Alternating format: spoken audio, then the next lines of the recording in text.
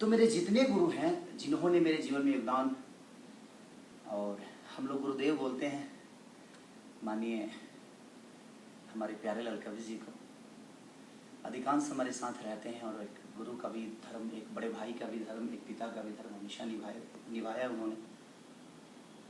तो इसलिए आपको भी ढेर सारी शुभकामना। हमारे जितने बड़े भाई हैं जो इंडस्ट्री में हैं, जिनको देखकर हम लोगों ने सीखा है, मानिए हमारे बड़े भैया रवि जी, बड़े भैया मनोज भैया, दिनेश भैया, पवन भैया, ये लोग भी हमारे गुरु से कम नहीं, क्योंकि इनको देखकर हम बड़े हुए हैं। हम जब छोटे छोटे थे तो इनका गाना सुन के, इनकी सिनेमा देखकर हम लोग यहाँ तक पहुँचे। तो ये भी हमारे लिए गुरु से कम नहीं। हमारे म्यूजिक डायरेक्टर, हमारे इंडस्ट्री के जितने लोग हैं, सब लोग हमारे गुरु की तरह हैं। जो हमारे